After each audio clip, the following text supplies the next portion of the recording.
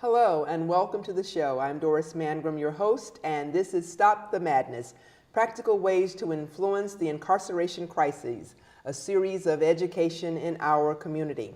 For those of you who are regular viewers, you know that this program touches on people, programs, problems, solutions, ideas, thoughts around the incarceration crisis, how we got here, what can we do about it to move it forward. So again, one of my ongoing co-host today is Laura Saul. And what we're going to be discussing today is the impact of incarceration on communities and how it's gotten to where it has gotten and how that has converged to become the perfect storm. Often when you hear people talk about the impact on incarceration on communities, there's a piece that comes readily to my mind that we haven't thought about, Laura, and that's the impact of communities now on reentry. Because of what has happened to the communities, because of incarceration, the communities are now in a place that it's impacting what's happening to our returning citizens. So that's what we're going to take a look at today. So thank you so much again for joining me. Happy to have you here. So let's just delve right in, because I have a feeling that even before we get started, it's going to take a little bit longer than perhaps we have time for on today. We have a disintegration of our streets. And when I say that in terms of people being cycled in and out for decades of just a handful of communities, which makes a very uneven picture for our communities. So let's look at some of the things that have happened as a result of this destabilization of our communities of concentrated disadvantage. One of the things that comes readily to mind for me is the crime that's begetting more crime. In terms of when you take people in and out of communities for such a long time, why do we see more crime? One would think that if you're taking the people who have committed the offense out of the communities, that things just ought to go back. So what's your take on why we are seeing, in some cases, more crime as a result of people having been taken out of communities over the decades? Why do you think we're having such an impact? That's a heavy, heavy statement. Twofold.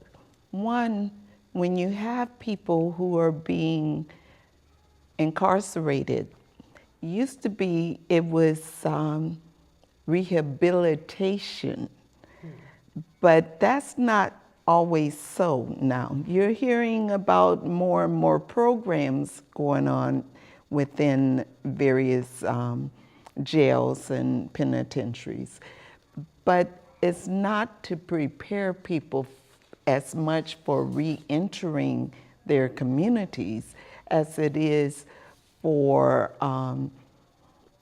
continuing their incarceration, so that maybe they'll be nicer while they're in jail.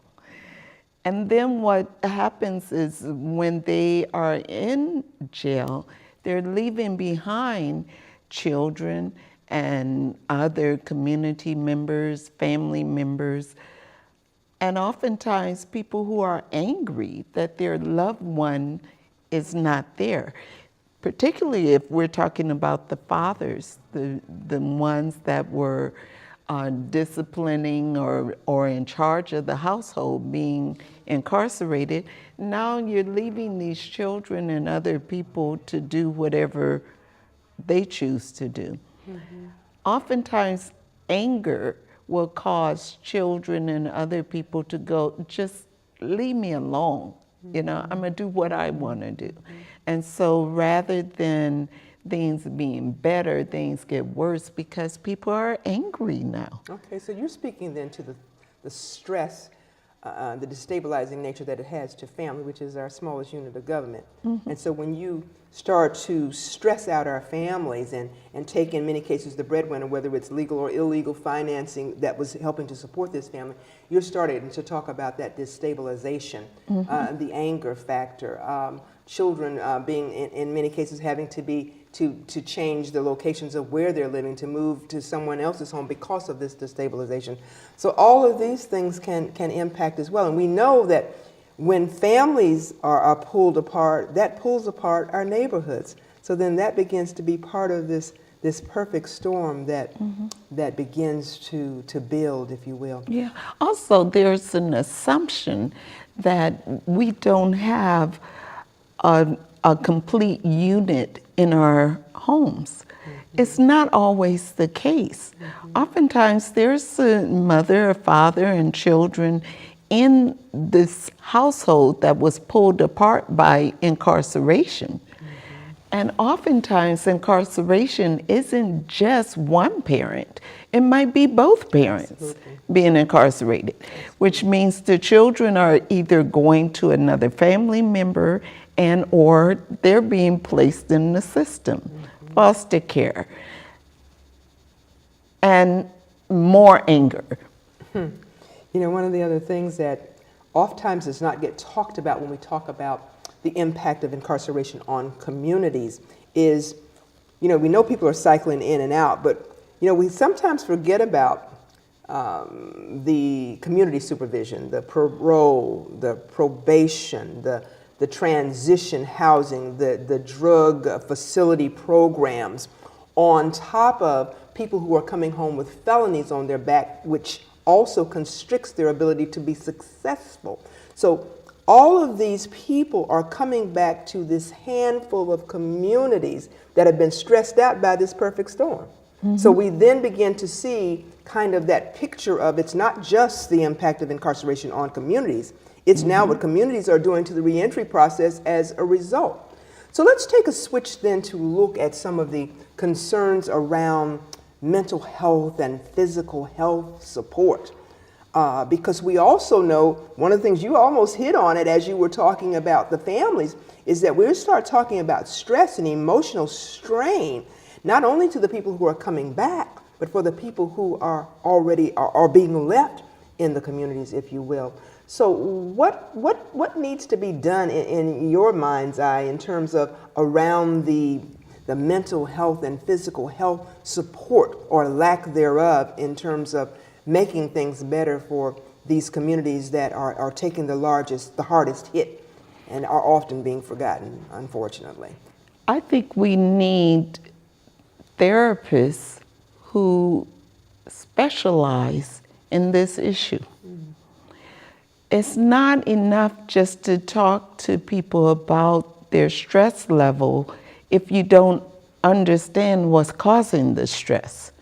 And so when you have loved ones being pulled apart, being incarcerated, and then you have the people left at home to survive, and they're in survival mode without getting any kind of counseling for the children, no counseling for the parents, and other levels of violence still occurring within these neighborhoods. They needed counseling long before the incarceration.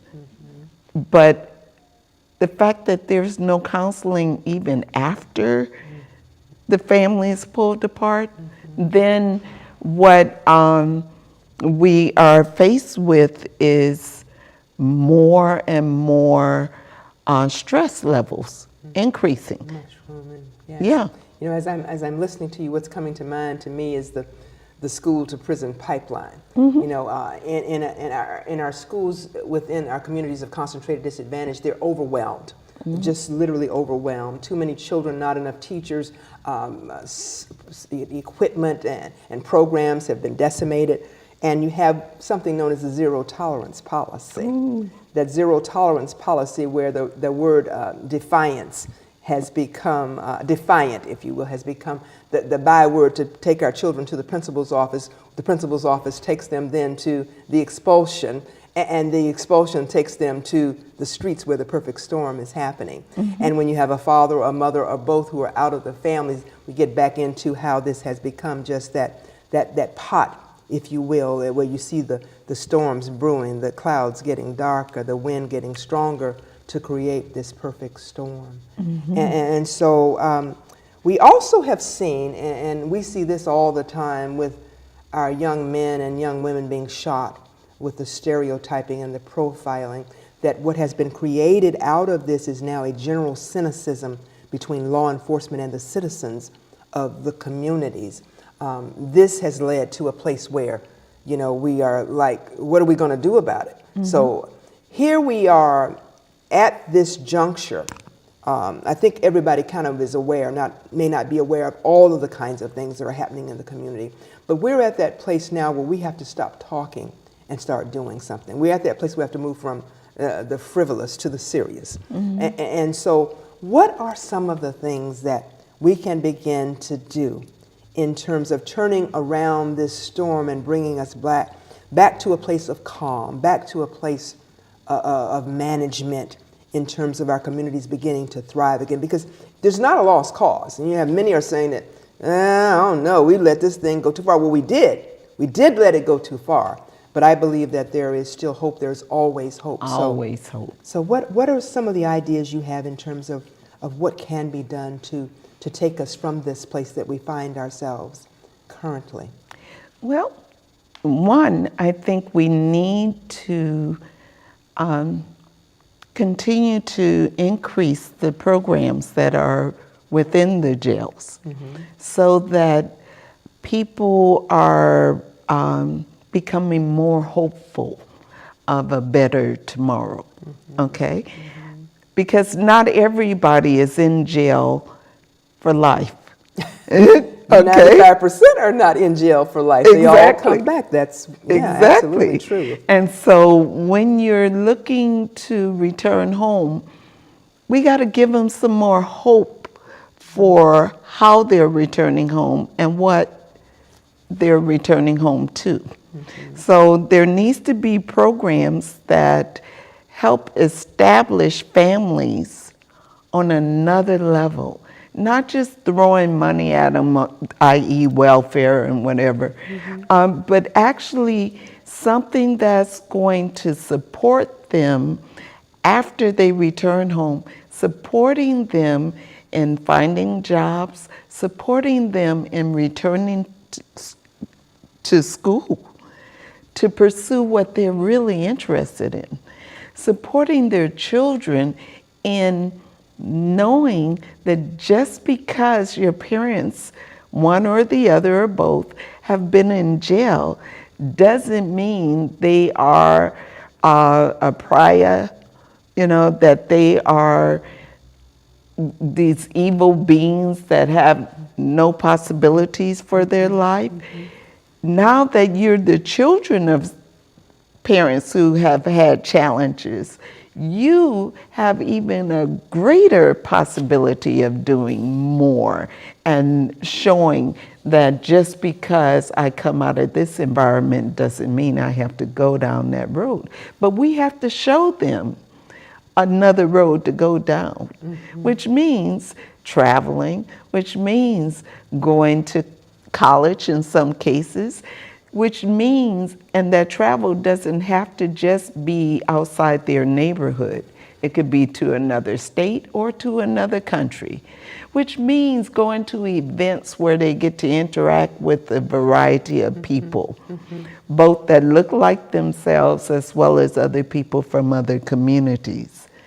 And learning that there's more to life than what they have seen within their household. As I'm listening to you, what's coming to mind for me, I always like to say, let's put as much emphasis on causes as we are putting on symptoms. Right now, because we waited so late to get into the reentry game, if you will, we're playing catch up. And so we're looking at symptoms. Well, we need to do this because this has happened, this has happened, this has happened. But we've got another storm brewing out here of little guys who are going to be coming into the school system, of grandparents who are now been left behind with these babies who need our support. So one of the things that came to mind for me, I was getting prepared for a presentation, and I started looking at, and I said, Doris, what's going on? What do we need to do? What would I say to the people? I think that we've got to now wrap around, and when I say wrap around, it's easy that we have this word called wraparound services. Well, wraparound services generally means just for the folks who were lucky enough to get into the program, right? The 25 families, and that's wonderful. Now, don't miss what I'm saying. We have got to take that level of wraparound and expand it to wrapping around communities, which is going to mean a higher level of collaboration, not being worried about who's going to get credit, not being worried about who's going to get the money. If we're in it to win it, we're going to have to stop all of that where we didn't get the grant stuff and worry about who's going to clean up and help transform our communities. Let me throw out an example of what I'm talking about, because it may sound like it's kind of pie in the sky. It is, but there's a reality to it. You know how we have the backpack giveaways every year? I'll just use that as a great example. Wonderful programs, how they expand every year. Might have the program started out with maybe 50, now they're giving away 5,000. And oftentimes when I've been to these events, there may be a situation where, what we have there is maybe a face painting fun thing for the kids, and maybe a bag lunch as the youth get their backpacks. I'd like to see more homework clubs be there. I'd like to see more career planning programs be there. I'd like to see more corporate intern programs there, all at the same event, so that we know not only are we giving this baby a backpack, we're getting them ready for whatever they're going to need for the support in school, out of school, in career, into life.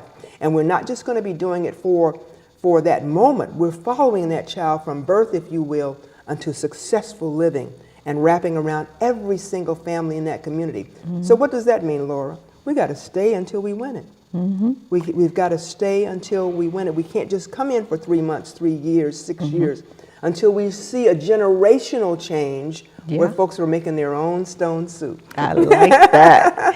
Also, we have to, in addition to what you just laid out beautifully, we need to actually start wrapping around the people who are reentering. Because life doesn't end at 40 mm-hmm. and 50 and 60. I'm happy you said that. Okay. Life can begin anew mm-hmm. at any one of those levels. Absolutely. And go on for another 30, 40, or 50 years. Mm-hmm. And so something I say to my students all the time at the jail is there are 86,400 seconds in each and every day. Mm-hmm. That's a whole lot of time that you can start planning a new beginning and start looking forward to something other than what you've been used to. Because every 10 years, get tired of that same old stuff. Every 10 years, you find yourself wanting to do something different. And so once you reach your 40s, you can't be out there trying to do the same stuff you were doing in your 20s. Mm-hmm. Well, the same way we're wrapping around our children and looking forward to being with them until they reach adulthood, then we need to wrap around our adults who want to start anew and give them something new to talk about. I love that. And what came to my mind as you're sharing was that, we have these round tables, these summits, and all of these wonderful things that we're having where we're talking. And I think this is one of the things that chaps my hide. We bring people to the table who are returning citizens, who I say are the PhDs in knowing what needs to be done. We'll bring them to the table, do the photo op, but too many times and in too many situations, I am not seeing enough of their ideas being put into implementation. Yes. And so we're doing what we think needs to be done, and this is why we're not seeing as much success as we would think that one would see with all of the work and all the money that we see going into it. So I think that one of the other things that needs to happen is that we need to not only have people at the table, but allow their voices to not only be heard, but that the ideas that they are putting into the mix be implemented, and actually we begin to see them come to fruition in the reality of things. So that's another thing that gets to me. So now, is there something else that you think can be done, Laura, in terms of the kinds of things that we can have happen? I mean, we've talked about cause and symptoms. We've talked about wrapping around total community. We've talked about staying in until we win it. We've talked about looking at having people's voices be heard. Is there something else that you think would be important in order for us to be able to make a change, to take some of the dark cloud, if you will, out of the perfect storm that has been created in our communities? as I thought about it, I think we've got to look at some more new leaders. I've been in this game now for over 3 decades, and I still think I'm viable. I still think that I have a lot to offer, but there's a reality that deals with life. At some point, something's going to go where I can't do this like I have always done it. At some point, you're not going to be able to continue on at the same level. And so I think it's important for us to create new leaders and not be afraid of it. I see too much of people not wanting to pass the mantle, talk the talk, but don't want to give it up. So what do you think along those lines in terms of what could be done to help us? I think you said it beautifully. We have to start listening to one another, and especially all of this knowledge that's returning home. They're not just returning home looking forward to going back to jail. You have some young people who find themselves caught up in that cycle, but there are a lot of older people who are returning home and really don't want to go down that road again. But it's the only road they know. So we have to start listening to what they're saying about what it is they need. Now, I know of a program that was set up just for veterans in Wisconsin. And this program provided housing, provided clothing, provided 3 square meals, along with educational classes, computer classes, job search. I mean, the complete package that these veterans need. Well, these are veterans from the streets. I'm talking about the people who are going to jail, going to the penitentiary. They are veterans, okay? They may not have been in the military as we identify the military, but they're veterans of our streets. And so we need to embrace them and provide housing, clothing, food, training, and job search possibilities for the older ones, while also embracing the entire families so that they can work together as a unit. As I'm listening to you, and I, as well as I'm hearing myself talk, we create this beautiful world in terms of what it could be. How do we get to those hardliners who, are saying, the problems that are in these communities because these people created these communities and that's the way it is going to be for them for the rest of their lives. And this baby was defiant and I want him out of my classroom. And the corporate guy who says, no, we don't want their kind in here. How do we get to this beautiful place that you and I are talking and get beyond those voices that are the power? Because the teacher and the administration structure in the classroom is the power. The people who are in the legislators who are busy as we speak, making a U-turn on the criminal justice strides and progress that was made 10, 20, 30 years ago. How do we get past that? What is it going to take for us to move forward so that we can squash this storm, so that we can move into a different region, if you will, where the storm's not coming anymore? I say get away from them, first of all. The school structures that are so strict and so narrow that they are not open to this child that is defiant because they're bored, defiant because the teachers don't know how to work with them. I say, let's find them a teacher like there's so many teachers around the country who are offering classes to children who were once considered defiant or once considered unteachable, but yet you have these teachers who are able to get through. I say there needs to be programs set up to find those teachers, find those programs, find those schools that can work for these children over here, and then help get those children into those kinds of environment. Not everybody learns the same way. And so something else I tell my students, I said, part of the reason some of you are right here in jail is because you're a genius. You got bored and some teacher told you you weren't going to be anything, and they stayed on you and you started believing them.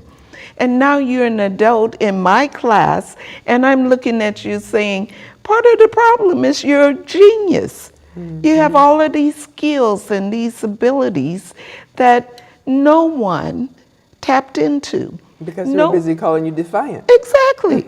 And so they decide to sit down on your head, as you know, some people say, sit down on your head, rather than helping you explore those possibilities. Mm-hmm. So I say get away from those environments that are so negative and so restricted that you cannot move forward, and then find an environment that's going to help you grow.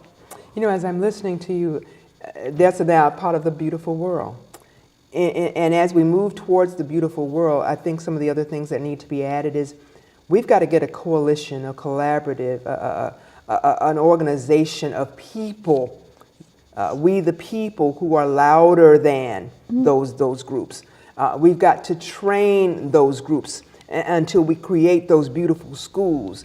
We've got to sit on the legislator's desk, if we will. We've watched the changes that have occurred as a result of people being loud and people coming together and people coming to meetings, but it has to be sustained, and it has to be on one accord. So I would say to people who are watching us today that, you know, we have to stop throwing our hands up in the air and saying, oh my goodness, what has happened? Oh my goodness, what are we going to do about it? And decide that we're going to come to that table together.